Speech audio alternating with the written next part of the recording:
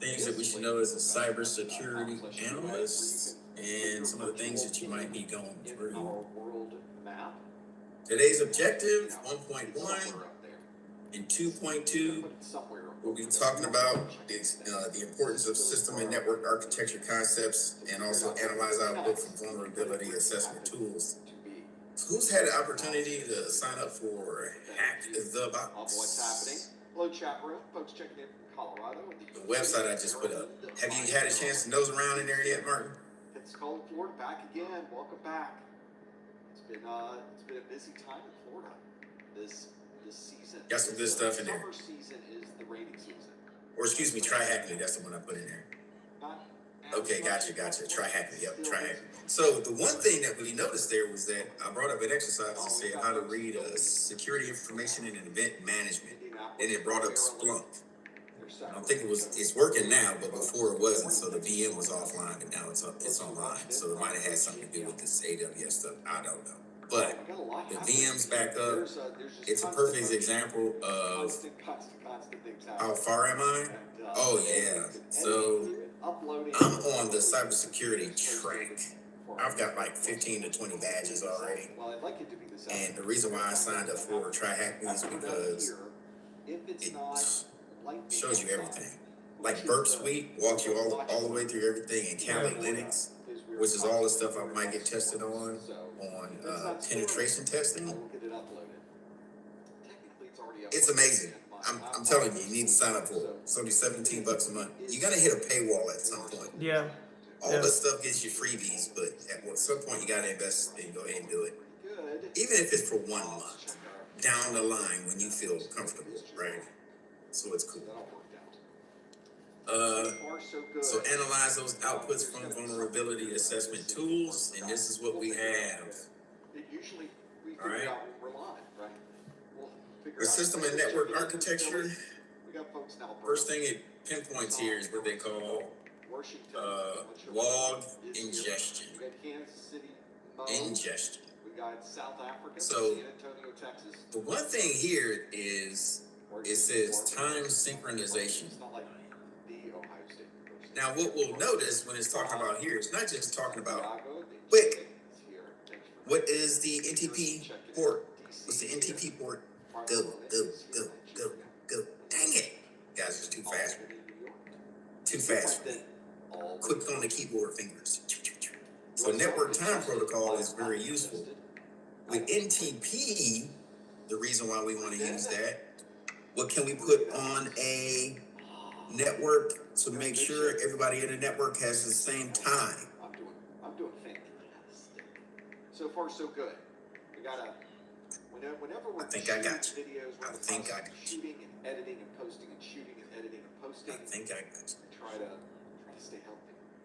That would be good if we did. Oh.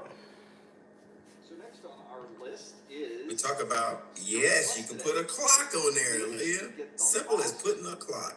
You can go get an NTP clock.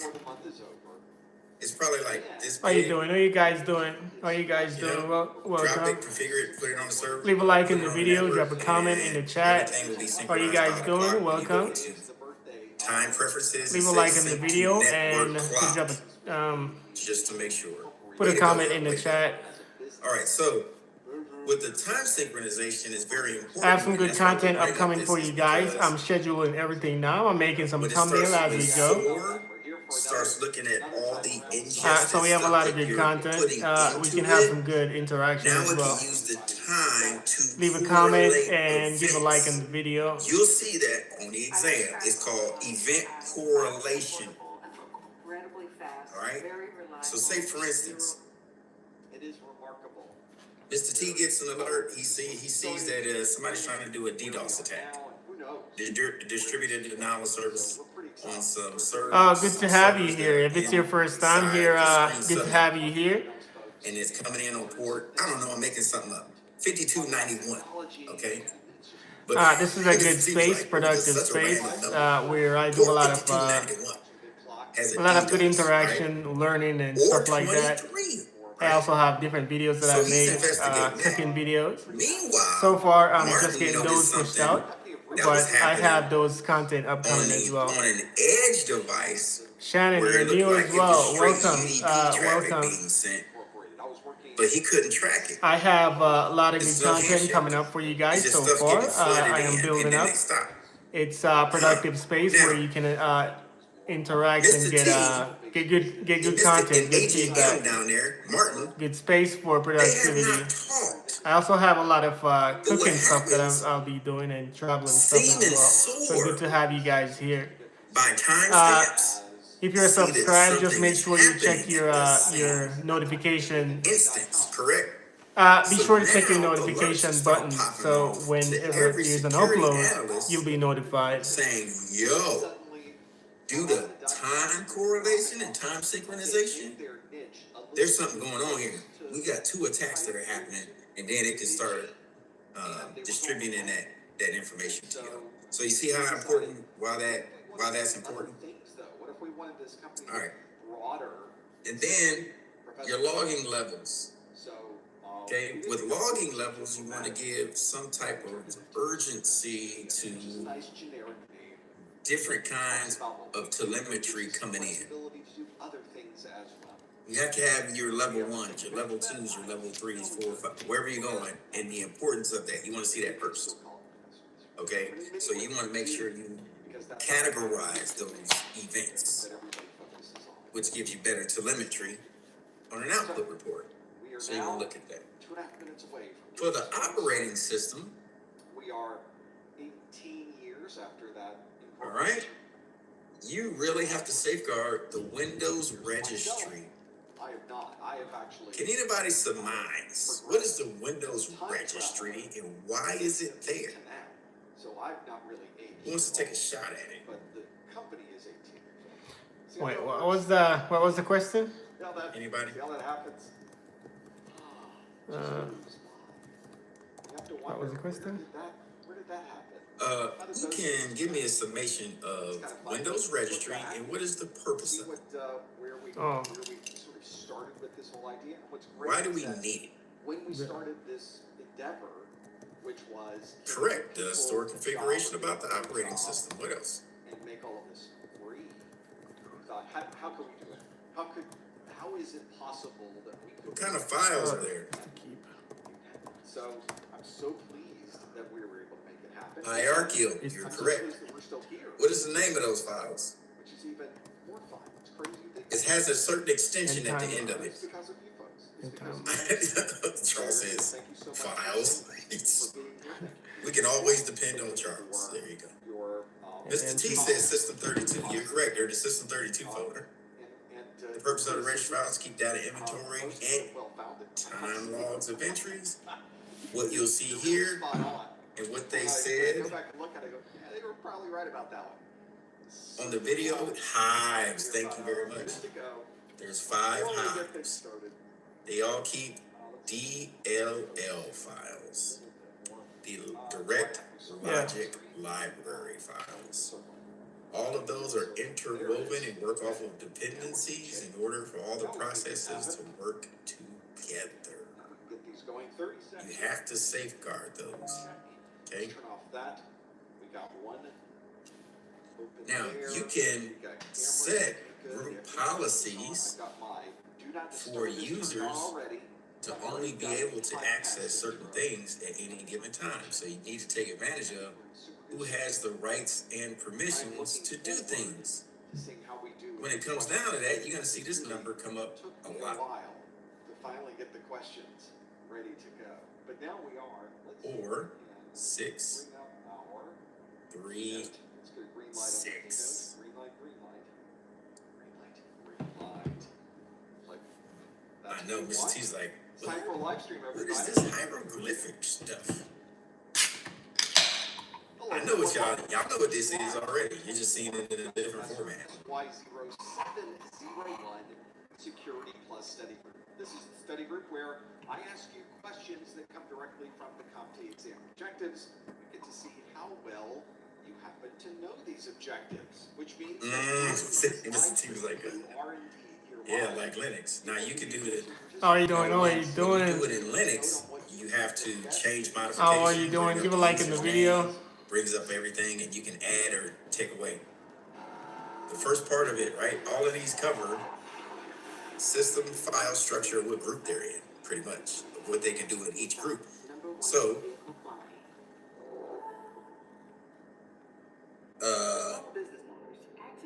who remembers the value scale for read, write, and execute? Oh, the permissions. Google is your friend. Or permissions, you can type in your. See why I say, dang it, you can't get to the book, can you? Let's rely on Google. If you would like to participate live, pop open a new browser window. Head over to professormesser.com/QA. That is our QA. Let's rely on that Google. is the one link you need to know for this entire live stream. Simply visit that page, leave your browser on that page, and you will be able to answer questions. In fact, I have a question for you from last month, just to see if you're able to get into this link and answer these questions. This question asks, a company has begun to work with a local service provider and has created a broad set of goals. This one is the permissions, Charles. There it is. Mike's got it. But I love what you put in there. We can never dismiss any information. That's good stuff. So, Michael said these permissions can be represented numerically using, there you go, octal values. Read is 4, write is 2, and execute is 7. So you, as a system admin, will generally see this. You'll have 7s across the board. You'll have 7 for possibly the organization that you're connected to, 7s for the machine, and 7s to all files mostly.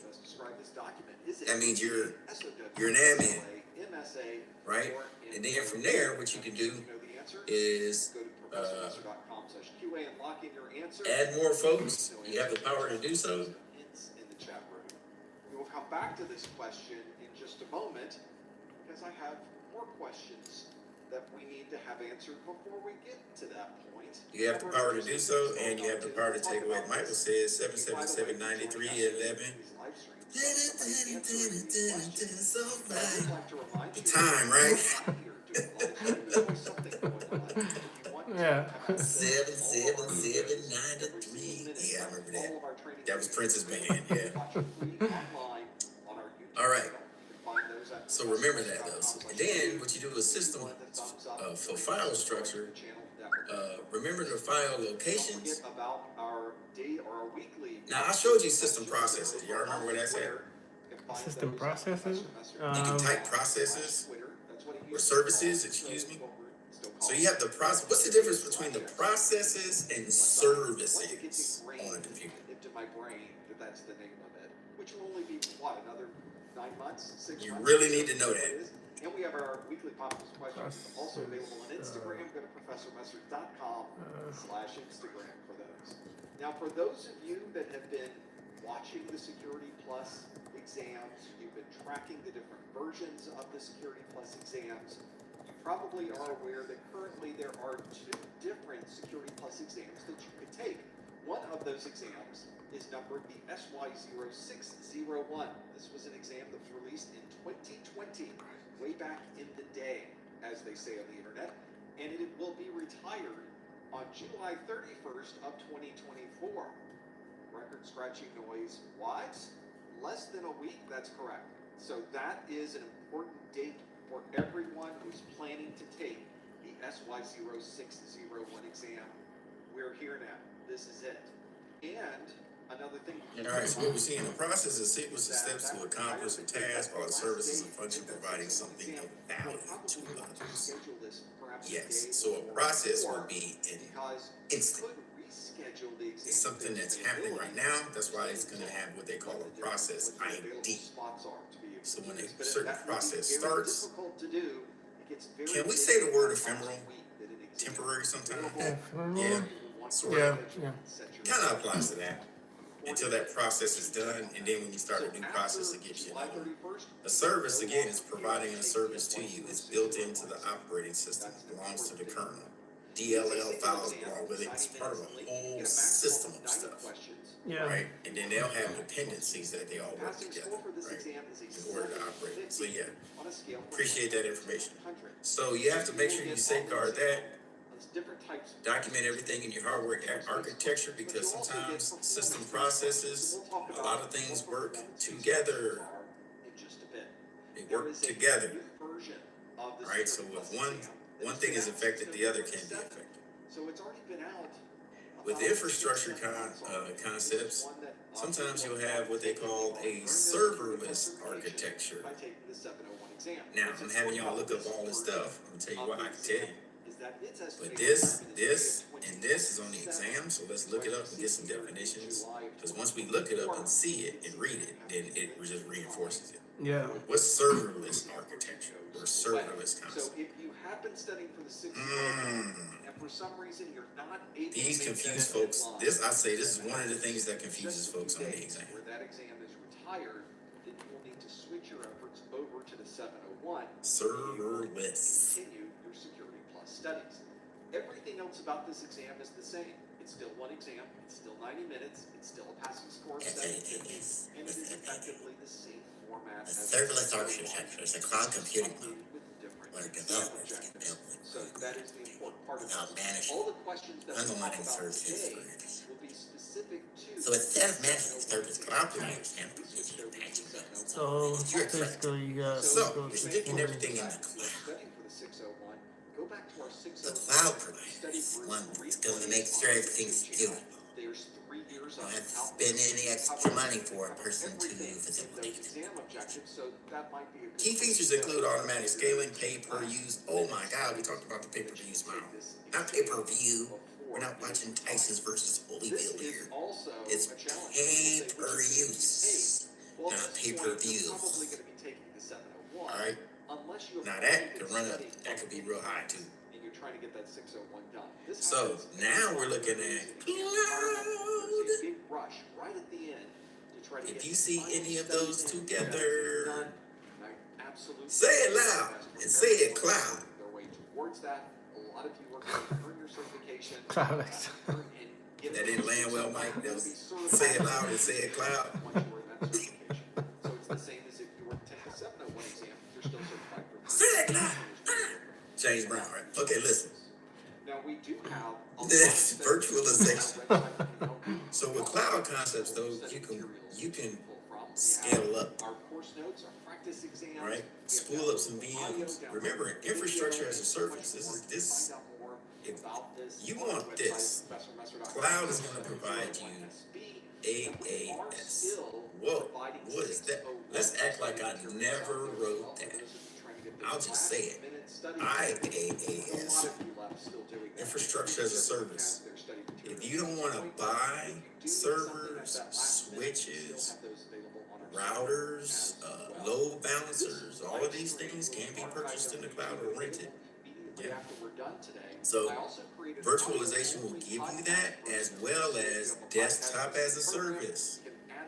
Spool up some VMs, map an icon to a virtual machine, right? Where they double click on it, get in, log in, they're in the terminal, right? Or containerization. Now, Mike, I'm gonna need you to explain this one to me, because I know you were trying to like containerization. What is it? What's the difference between the containerization and the VM that you'll put on your local machine? You remember anything about those two? I know you were trying to remember that, so let's see if. Wow. YouTube video description. Those timestamps don't happen really. Shake up the info, maybe. They're magic. I got it. What is it that you guys are writing? What is it that you guys are writing? That's hard for me. I'm not sure what you guys are writing or saying. All right. Want me to go ahead and explain it one more time? Okay, gotcha. So if you're looking at hypervisors, exactly the information that you happen. a type 1 hypervisor will be put on a server, or what they call bare metal. You're gonna see this on the CYSA time. Because with this, you can actually upload different images of things, and people can log in or desktops or whatever. If you put it on, the load is now a type 2 hypervisor. And it's like a cake. The icing, so the cake is actually your OS. The icing goes on top. That's the VM. They go together, right? So they're using the ecosystem of the computer, all the hardware, everything. Okay. Wait. Can you explain the whole cake then with a type 1? Type 1 is just a server. So They call it bare metal, so it doesn't have legitimately like an OS on it. It has a file structure, so you can load stuff in it and make it available to people so they can log in to use that instance. the reason why I say that is because the whole cake with the icing sounds more like a type 1 because, as you said, the cake will be the server and then the icing will be the hypervisor, which just lays on top like bare metal. So is it, if that's type 2, would type 1 be the cake itself with like confetti inside the cake? Because that's all the data that sits inside of there that people are accessing. so that'd be a type 1.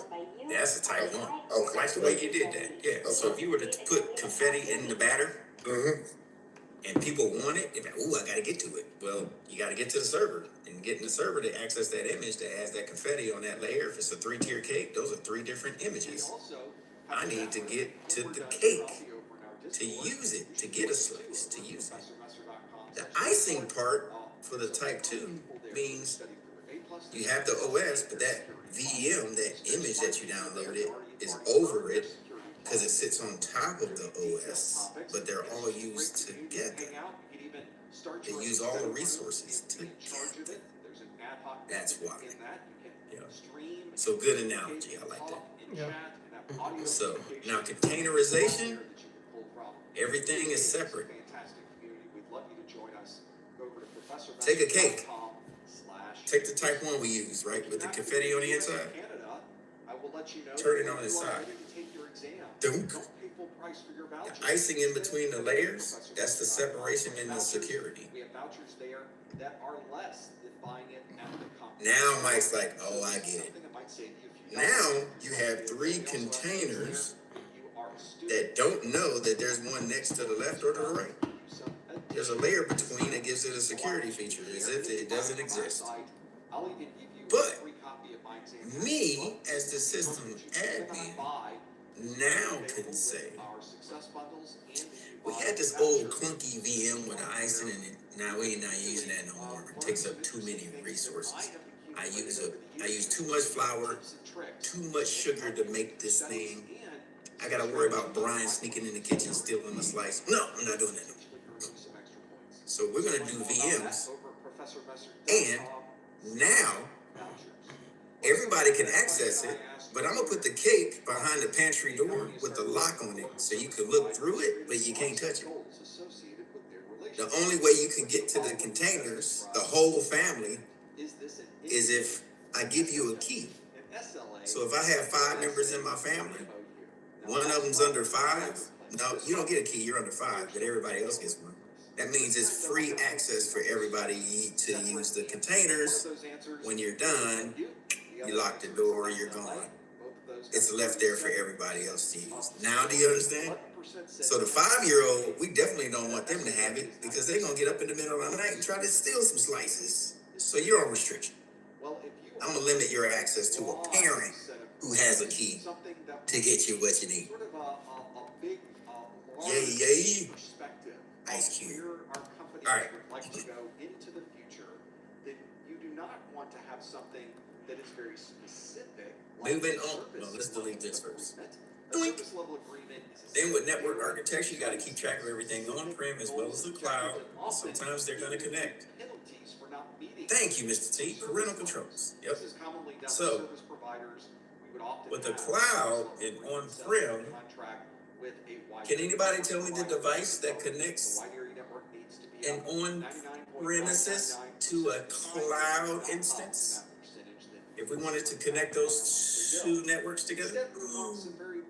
Ooh. Between these 2 companies, and one of the best ways to do that. What am I using to connect? MOUs are exactly that. The building. Talk about Shoot. it's good to meet you. I'm glad that we're able to talk about this. Let's come up with maybe ideas about how our two companies We have this together network down here. in this particular Needs to talk to this And let's network up document here. those in a non-binding, What piece of machinery can I put here? memorandum of understanding. And that is exactly the answer we were looking at here. You can, Memorandum of but understanding. VPN is a private tunnel over a public network. It encrypts everything. Service level agreement would not be. That's a way of access. Which is usually a list of tasks. That's an access feature. Follow. Would not be a non-disclosure agreement, which is a document that tells everyone. Somebody's getting about what they've seen here. boom, Not boom, this particular boom. question is talking about any level of confidentiality. What you'll do is now you'll put the router. MSA listed here. Now it's an MOU. Let's y'all did good. You did good. That you would have a master service agreement is one that is used. Let me see if I can do good. Overall contract that you could then apply. I don't know how this is gonna turn out. Yeah, I did it. You put it in bridge mode. You put the routers in bridge mode. Way to go. That's the first thing. Then somebody said jump server. Of course you can. Once you put the routers in bridge mode, depending if it's in, now you have to create another screen subnet. So there is your answer. You can put the jump server right in here. That's what we were hoping to find. When we were talking about cloud, the jump server was called Bastion. At Capital One, Y'all remember that? Start with applied research. Where the server, the access server, puts itself on a /24, has 256 addresses it can randomly move on its own. It's for security, right? So you can't guess the IP. Yeah. And then Martin says firewall. Of course you want to update the firewall settings. You want to punch a hole in the firewall so the admin or anybody can access the cloud instance or go from the cloud down to the on-prem instance. Give yourselves a round of applause, people. Yes, confetti for all of y'all. These performance-based questions Confetti. are defined You get as confetti. anything that You is get choice. confetti. So this That's could be a fill-in-the-blank question. It could be a drag-and-drop Oprah. question. It could be a right. matching question. It could be a question where they put you Network segmentation, talk about zero trust. Let's keep going. Function, although there are no command prompts on the 701. Are there? If you want to do some system hardening, On the 701, there's no more commands. make sure you modify your defaults on everything. On the 701. As a reminder, Number of questions. we've heard this many times My before. list. But, Change your, this is something default that is passwords simply asking on you all your about pieces topics of you already know. machinery. These are topics that come from the exam objectives. All right? It's Because we could look that stuff up and defeat somebody real quick. As long as you know the topics, Right? you're gonna do fine. Let's do. So Jesus was telling me about, he was, the story about him. Every month. And this He was week, helping his, was it your girlfriend, Jesus or somebody? Yep. And she found out she had many people using her Wi-Fi. Is that correct? Did I say that right, Jesus?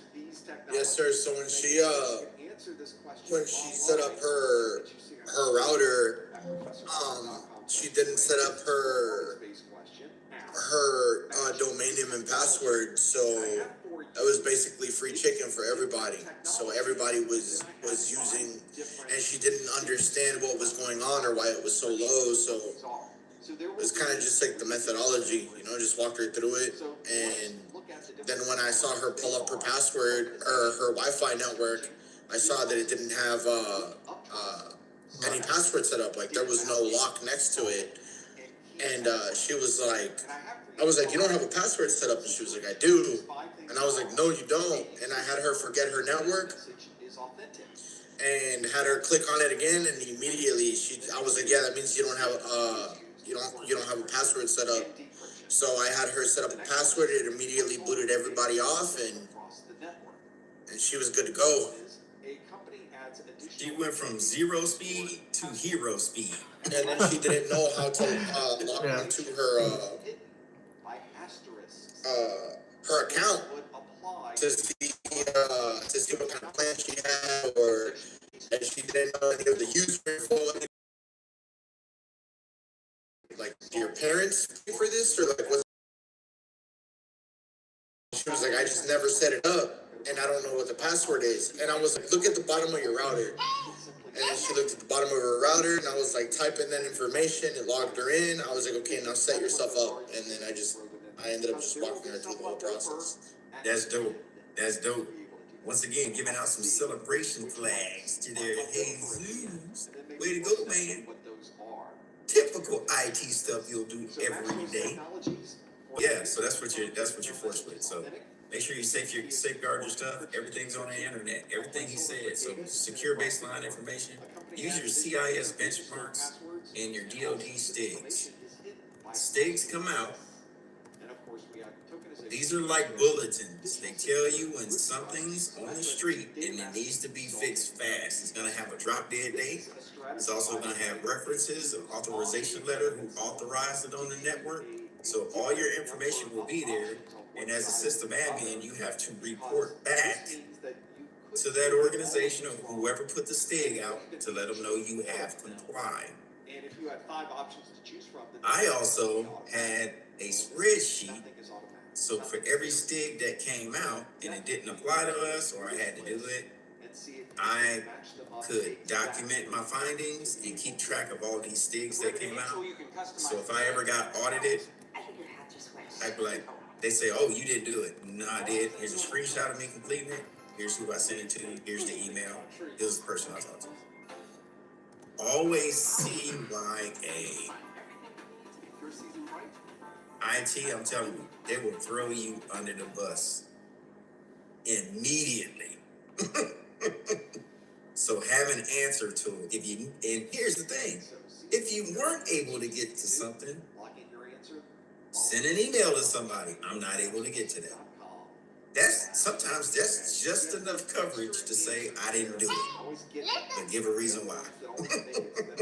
At least you got something, right? You always miss that one. All right. Because you're not able to lock it in. With OS concepts, as we see over here, or correct, or ask for an extension. Say, hey, I'm not able to get to that. That's too much. I know it's past due. I got stuff other. Hey, can I get an extension? Yeah. So let's look at the Windows registry over here. So y'all know I always say, if you don't know what you're doing, stay out of here. If you do not know what you're doing, now you can get in here and look around, but don't alter anything. But because you need to understand what your registry is supposed to do. So when you get in here, you have, this is an exam question, by the way. Here's your different hives. Root. This is a multiple choice, actually. They'll say, pick out 3. They'll get you started with 2, and they'll say, what's the rest? User, local machine. All right.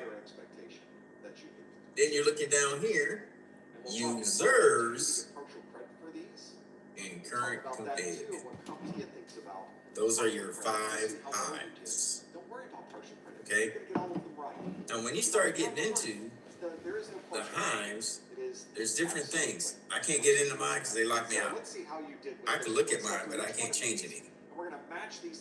Sometimes they have what they call, when you have to add an entry, which I've had to do that. One of the ways that you can do that, especially, or one of the only ways in this list that you would be able to do that, is by using a digital signature. That is a very common way to confirm. It's you're either going to enter it in. We often refer to this authentication as a non-repudiation. 32-bit or 64-bit string. One is D-word. That person and that the information within that message has not been modified. With the digital signature, anyone can confirm that you can go into what they call reg edit. Message or not changed. So a lot of great capabilities in a digital signature that you can take advantage of. So can y'all see my screen or no? Confirming a message is indeed digital signature. No. I think it just stopped. On our list is the same key is used for encryption and decryption, as if it was some type of symmetric configuration. Symmetric meaning the same on both sides. If we had 5 questions, you can go in there and run as administrator. It would have been symmetric, but indeed, our question itself is asymmetric because it is different on one side than it is on the other. But if everything is using the same key to encrypt, this is what we're looking at. We refer to that as symmetric encryption. Next on our list is a placeholder for data that is sent across the network. So we're not All right. sending the actual data. So when you go in here, The placeholder here's your hives. for the data. We Your refer to that computer, as tokenization. and you can expand all of Placeholder is a these. token. It is a holding spot. So All right. instead of sending, for example, a credit card number across And the network, these let's identifiers send here a token of that belong credit to card number, something we would use one time. And once it is used, that token can be discarded. The transaction has worked properly. And now if somebody does gain access to that token somehow, they were sitting in the middle of the conversation. So all of these belong to different To processes. get their hands on that token, and if they tried to use it, it would be worthless to them because the token is only good. Now you notice that one's root, so it belongs to all the root system files. All those files are alphabetized and they mean something. We were having here too.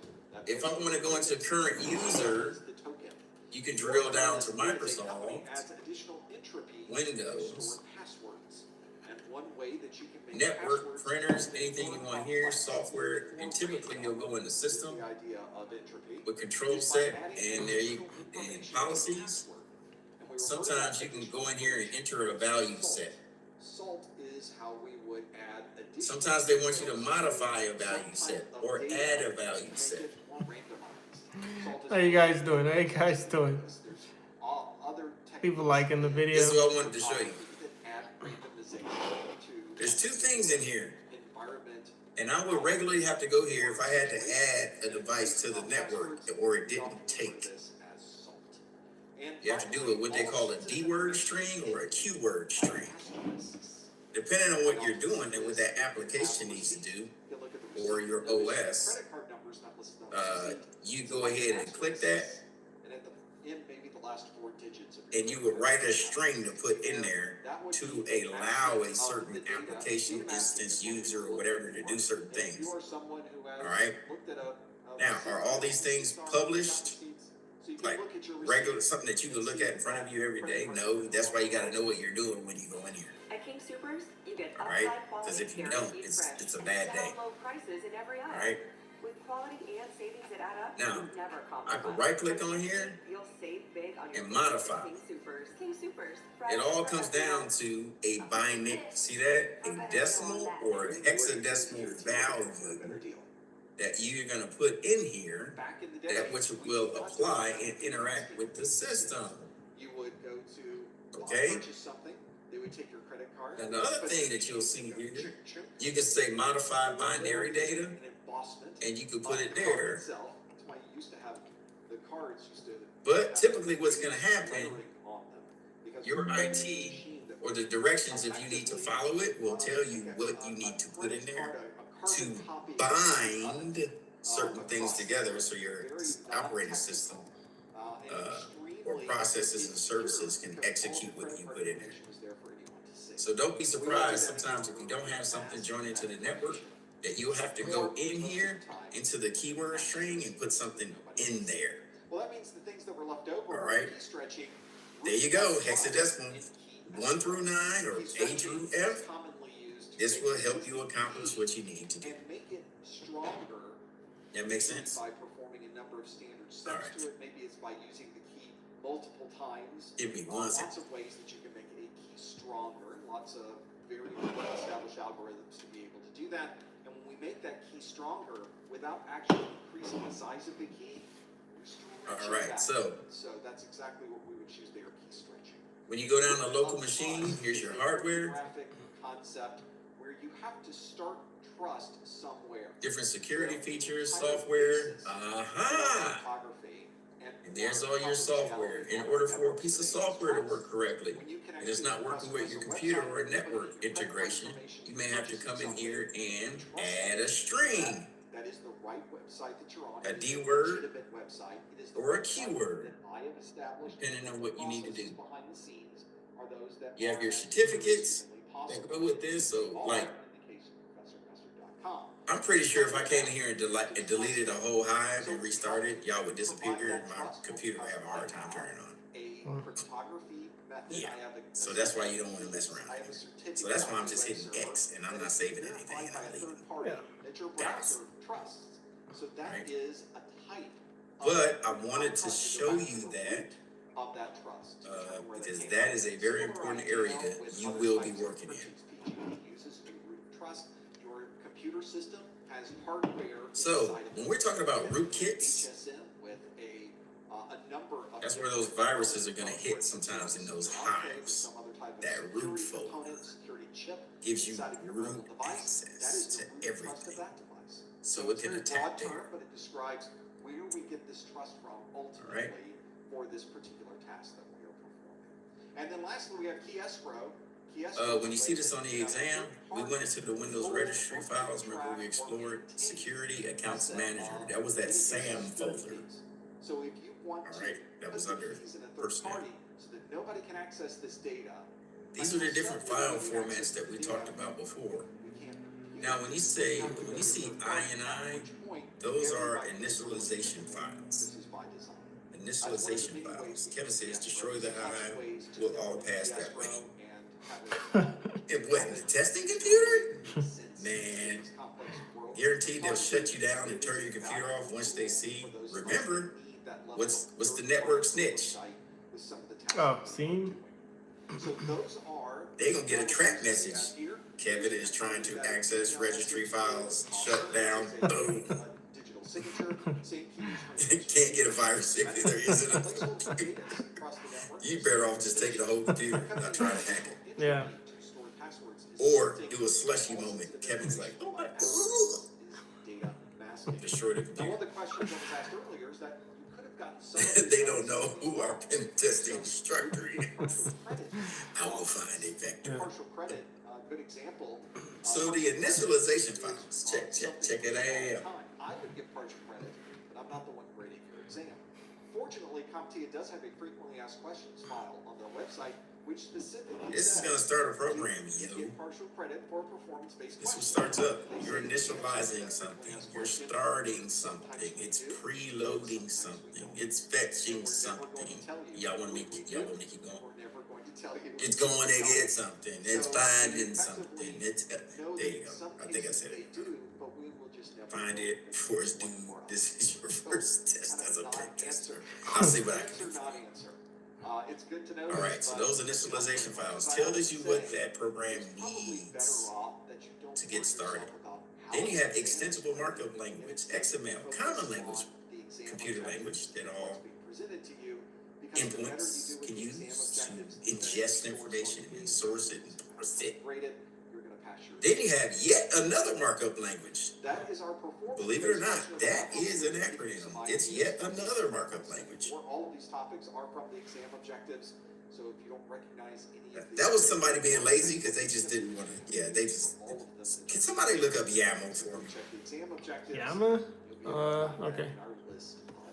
It seems too funny to even say, right? We have yet another markup language.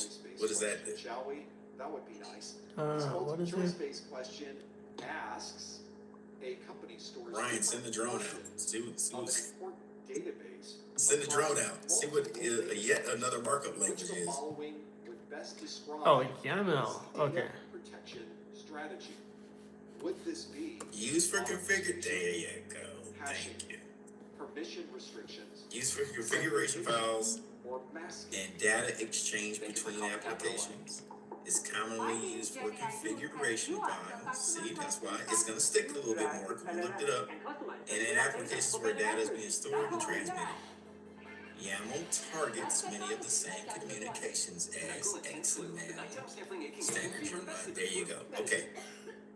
Kevin says, dude, James, there's no way YAML means yet another markup language. YAML is. It is. It is. So, I said, dude.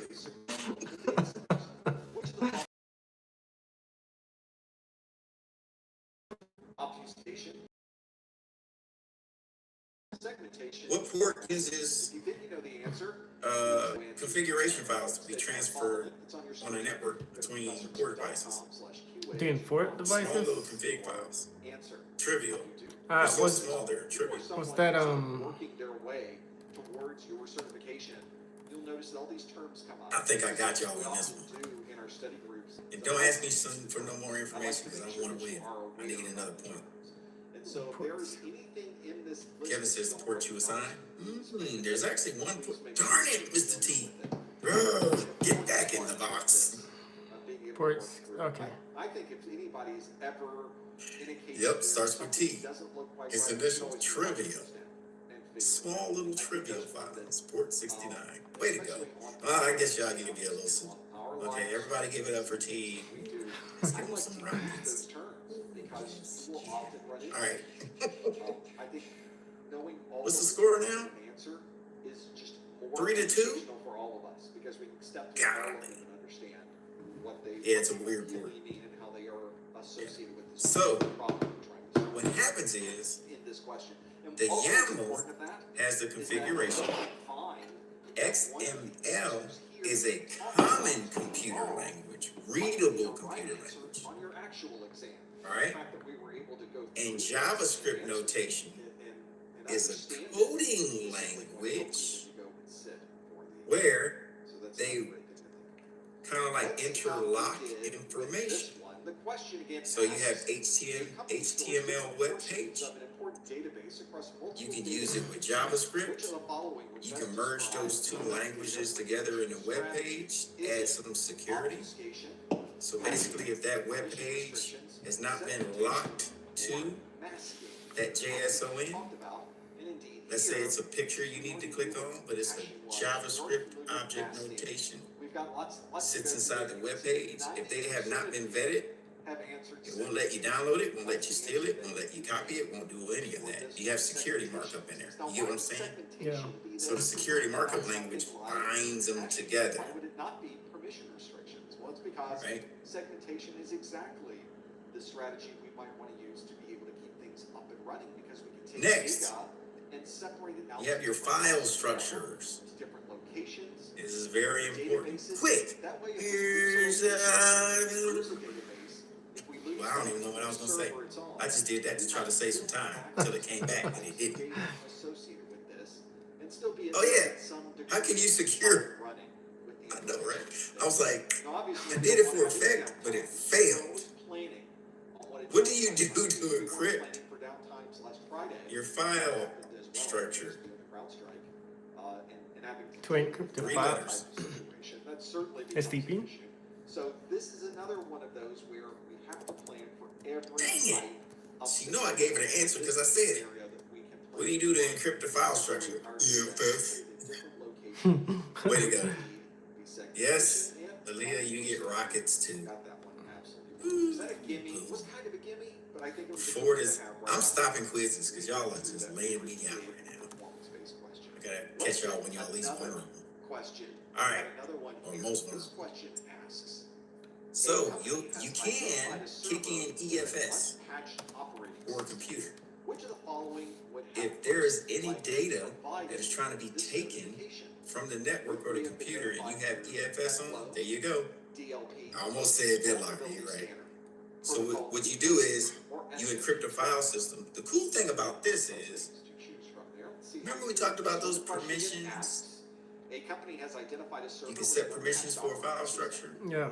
If you take that data off of that network and put it onto a new network, what happens? DLP, vulnerability scanner, protocol decode, or S&P track. Does it inherit the file structure permissions? Instead, you want to go to this link and go to If Aaliyah gets no rocket stone, or she's gonna end up with Pluto. I just customized and saved with Liberty Mutual. What a great That's day. funny.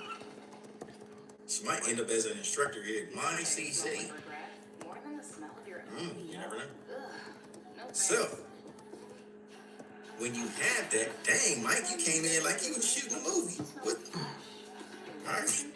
Aluminum-free deodorant. Answers. How well That's all I saw. Now, all 5 of these topics again are from the exam objectives. That was a Quentin Tarantino shot. This is what I saw. I'm sorry. This is what I saw. Topics, and perhaps in this case, And know action. what that topic is, but know how it is associated with all of these others that are on. Quentin Tarantino all the way. Let's see. All right. What do you think the answer to this was? 90s rapper. A couple more seconds as people All right, go so to that link at with that, professor.com/QA. you're gonna find How well you know that this. you have to do EFS or BitLocker will encrypt the whole drive. They are two separate But things. for those of us that are BitLocker is encryption of the whole drive. EFS, that's the file structure. It will inherit permissions. Have to have good permissions on a network. If you pull it off the network and try to take it somewhere else, then you can have data loss prevention kick in. So now the whole file structure is encrypted, just the file structure, not the rest of the data. You try to pull it, take it off the network and put it somewhere. No inherited permissions. They just inherited a brick. You understand what I'm saying? They just inherited a brick. They can't use that information because all the keys that were used to encrypt it are on the native domain. Yeah. So as soon as they pull it off, nothing. They get nada. Right. Vulnerability scanners, of course, are very with good. Virtualization and containers, look at this. We just covered this. For example, vulnerability scanners can look into an operating Type system, 1. identify There you go. applications that are outdated, identify Bare metal. operating systems The nickname for that are type 1 is outdated, bare metal. be They're able gonna to ask break you on down the exam. information You've got a bare metal server. how You're gonna be like, the what? operating systems It's a type 1. Type 1 server. Okay. properly, Okay. properly, you may be able to find You've got a configuration bare metal issues. server There's lots that you can find with vulnerability scanners. used We in often tell enterprise people to use purpose, vulnerability scanners built, as much as you lean, and can efficient, environments, but and make it's good for sure remote it's management or having people to connect to here to use all the resources Make sure here that you to understand emulate, how vulnerability scanners can to cause bring to problems, you, because to they absolutely emulate can, on your and screen certainly do not a perform virtual a machine, vulnerability scan across a system that you would not remote have. RDP desktop. I have been in situations where people have run vulnerability scans across critical systems and crashed Or wherever else they systems want to that emulate to brought your down screen. entire They bring it to you. X don't thousands give it to you. that are on telephones, and then all of a sudden, Or everything goes quiet. Miss Jules like, what did I walk into? Certainly was not a You know what? You gotta do what you gotta do to make the association that they can understand and remember. So, hey, I don't fault you at all. I got so wrapped up, I didn't even give the. You mind if I give them a quick 4-minute break? It's fine. Because It's I fine. got We can wrapped take a up break. talking. All right, guys, y'all got 5 minutes, real quick for Miss Jules. Sorry, y'all. Probably the most common in this list. This is probably the easiest to be able to do this. Yeah, we got to talking about virtual machines and stuff. We do have And we others just too. like, boom, For example, got into the frame. You know, you might find this funny. Did you ever watch Real Chance of Love from back in the day? You remember like Flavor of Love with Flavor Yep. Flav and everything? Or do you remember Real and Chance that went on New York's version? New York was a woman that liked Flavor Flav, but he rejected her. So then she had her own show, and she had these two brothers called Real and Chance. And so they basically were talking about because they had a spin-off show because she didn't choose either one of them. And the girl basically, it was because she has heels on and they were like ill-fitted. And so they were saying essentially that she was walking like Sasquatch. And it was just hilarious when they were walking. But I say all that to say, when I used to teach about dressing for success, I used to teach the medical assisting students in person.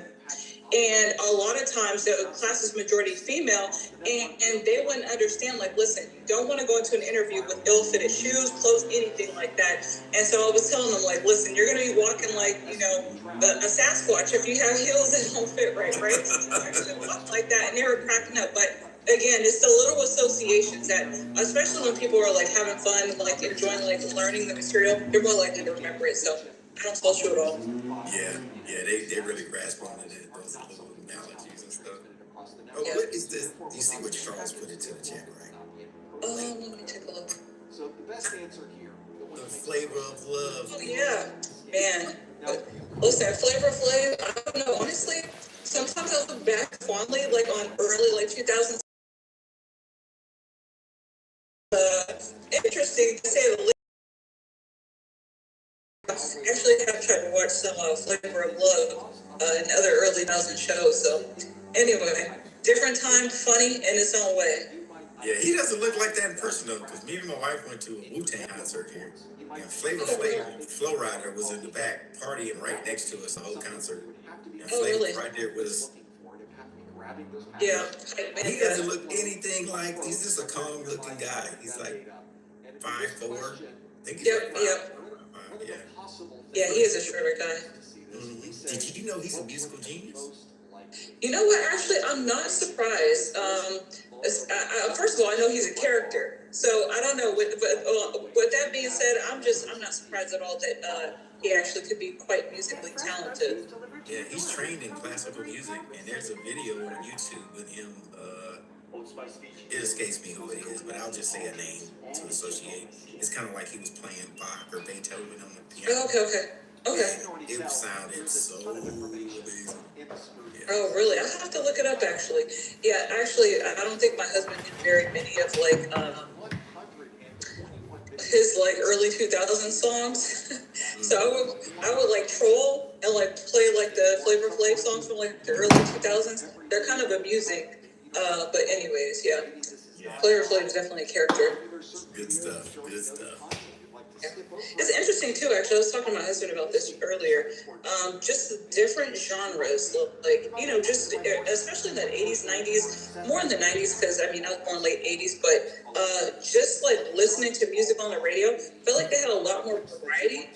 As opposed to now, I feel like you listen to it and it kind of all sounds the same.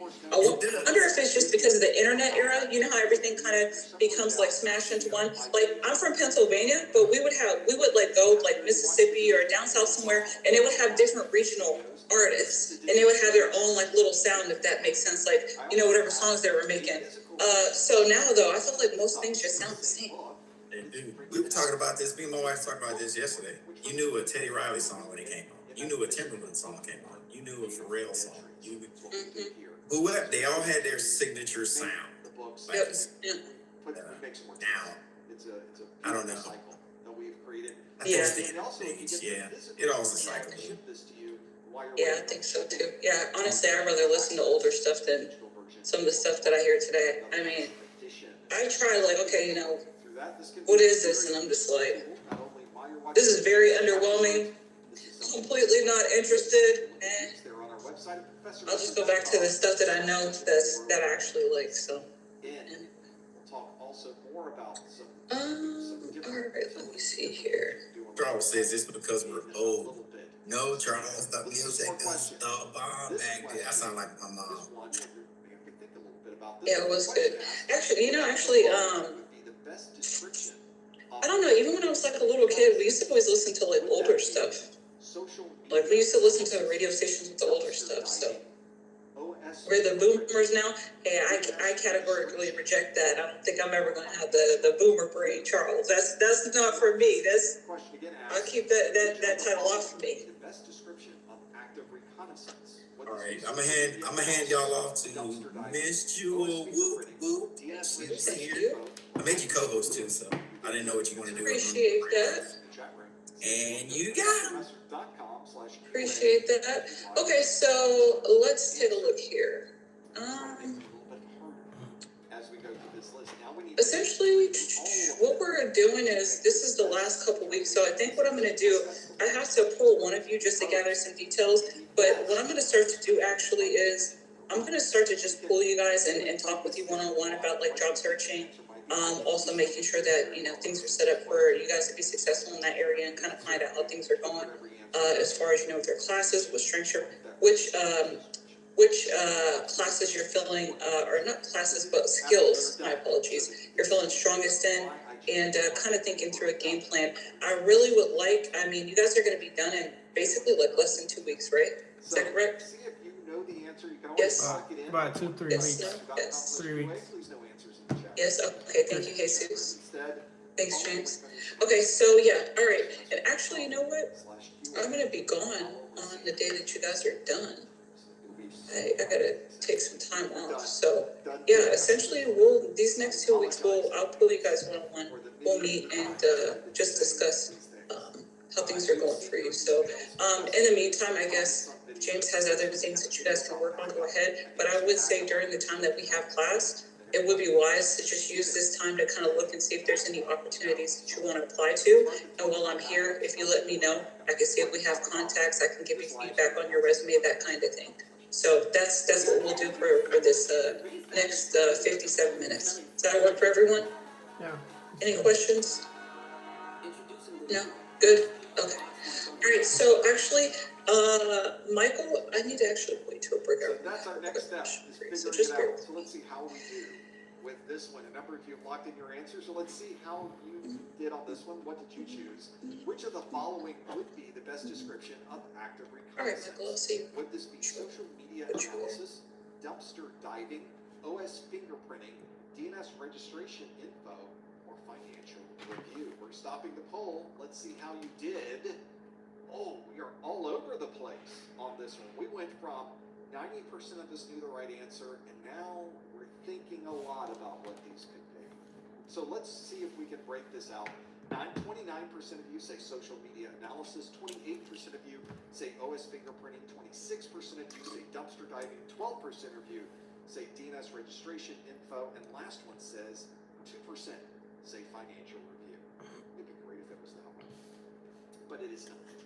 So let's kind of break out and understand a little bit more about these as we sort of try to get an understanding of what we're asking for, and then let's start breaking down what these fit into. So the real key to this question was active reconnaissance. That was the big topic that we were trying to focus on. And this is one where we are going to find information. We are doing reconnaissance. That's the main part of this. And if you are someone who is really focusing on hunting down information, especially prior to doing some type of active attack surface understanding, or you're doing a scan of the network, or you want to be able to do more of a penetration test of the network, you may want to gather some extra info. This extra reconnaissance that you are doing. But there's different ways to do reconnaissance. One of the ways that you can do reconnaissance is by not letting anyone know that you're there. And we refer to that as a passive reconnaissance. But you could also do a reconnaissance where you are going through and looking for information, and if somebody wanted to find you, they could see you poking around. They could see packets on the network. They could see log files where you were looking at information.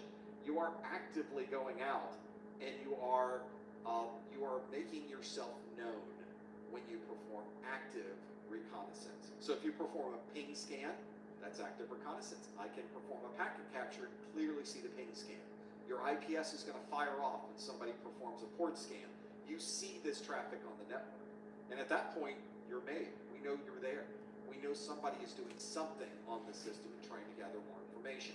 And we refer to that when we're able to see this, we refer to that as active reconnaissance. Things like DNS queries, operating system fingerprinting. We're really going out looking for information on these. So let's break down our different options we had to determine what would be active and then what would not be active. In this particular case, what would be passive.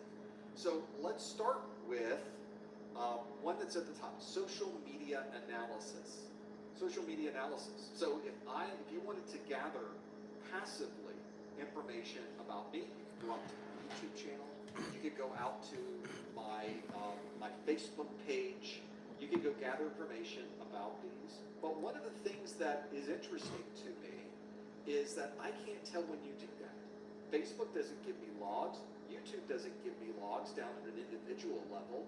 So anyone in the world can go to my Facebook page, but I have really no idea they were there. All I have is a counter that tells me how many people visited my site, but I have no idea who that was. I have no idea where they're from. So we refer to that as more of a passive reconnaissance. Dumpster diving is not really a way to easily know what's there. I think technically I could put that almost into any category, but quite honestly, most companies don't care about who goes through their garbage. And in fact, dumpster diving can be done outside the scope of a company. You can wait until the garbage is reconnaissance.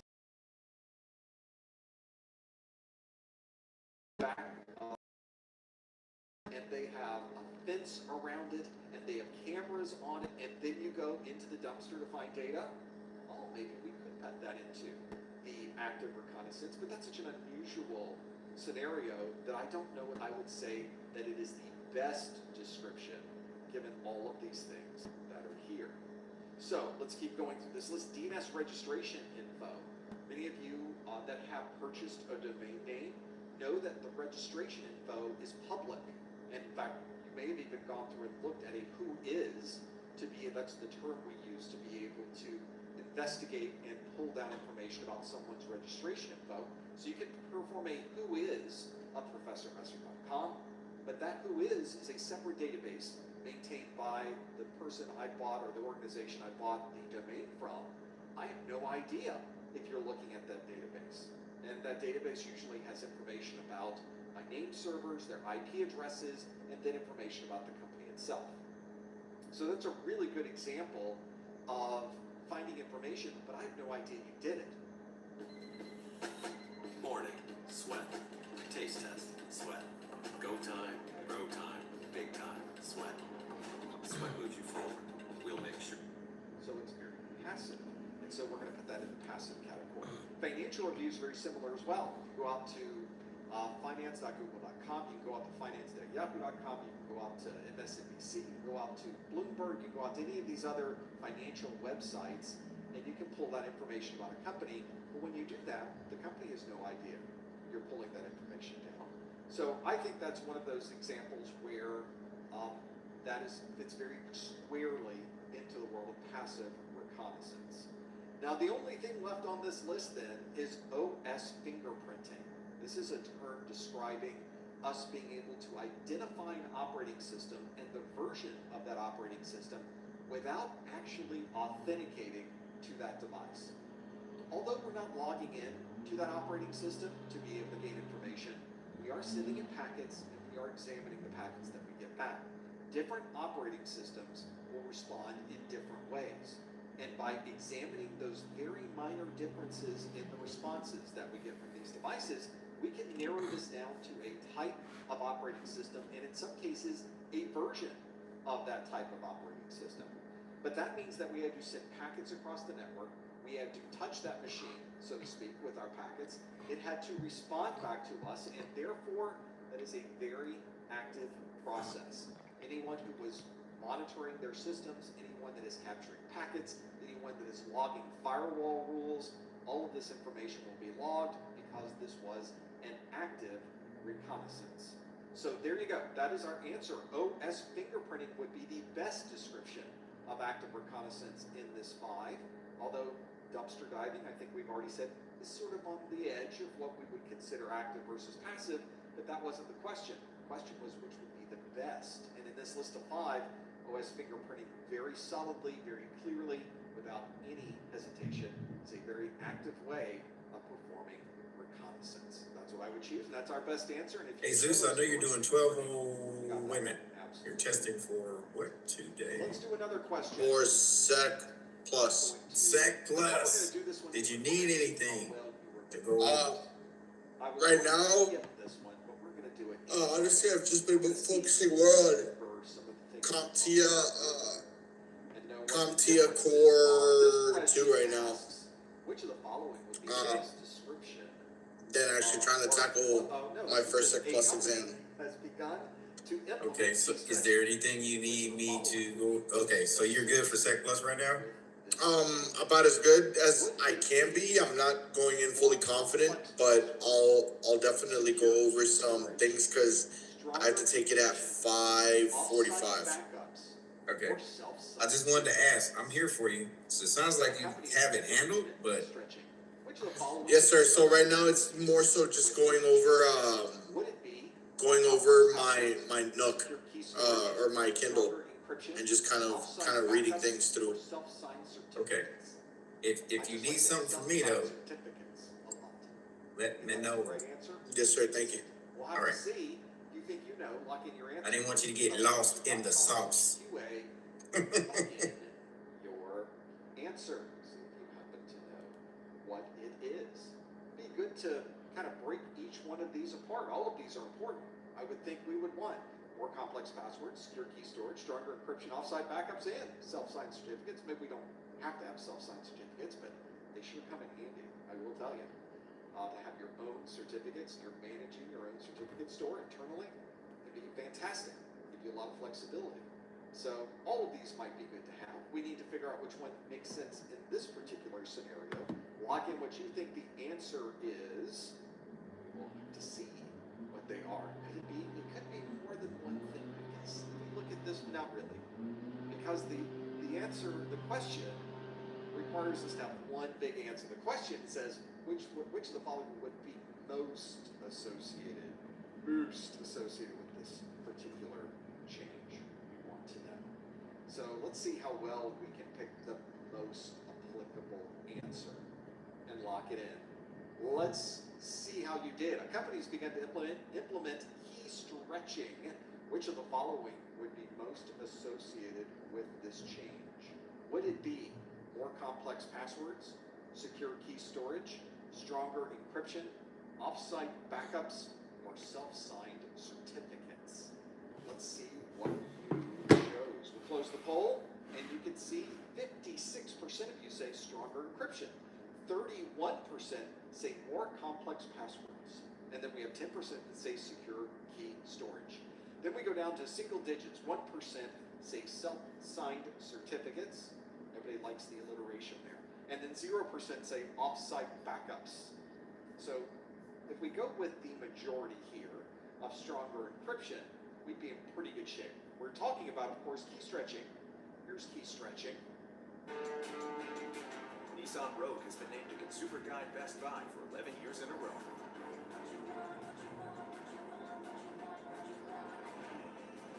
Drive the award-winning Nissan Rogue today. Stock your lab. Explore our diverse portfolio of products from trusted brands. Quickly and competently place and monitor orders. Source your research. View technical documentation, articles, and content relevant to your work. Equip your experiments. Check price and availability, collaborate with shared shopping lists, set up subscriptions, and connect with customer support. Supply your production. Seamless search and selection, detailed product information, and reliable order tracking. Elevate your science. It's easier than ever at SigmaAldrich.com, the ultimate online resource for your scientific needs.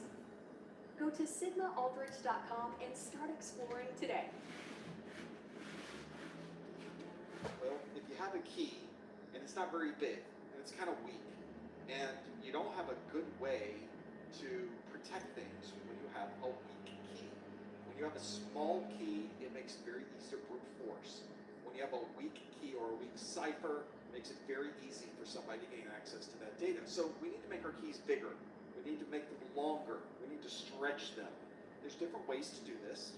For example, you can hash a password, then hash the hash, and then hash the hash again. So you can go through a number of hashing iterations to make that particular password even stronger. That's certainly a good way to do it. Key stretching is useful there. It's not a common way to do it. It's more of a key strengthening process, but that is a type of key stretching. And then we also have brute force attacks going across these. If we have a very strong key that we have created, then we can make our data much more protected. We can have stronger encryption for both of these. So in many ways, this particular question is really focusing on a couple of different options that are available. And I think we should probably look at our different options we have here, because I think two answers here, like some folks in the chat room saying, you can go either way on this one. And we probably could. Let's break them apart and see if we think we know what the answers are. So we know, let's skip over our top two. We'll come back to those. We know that secure key storage, although it's certainly important to have key storage, and it's certainly important that that key storage is secure, having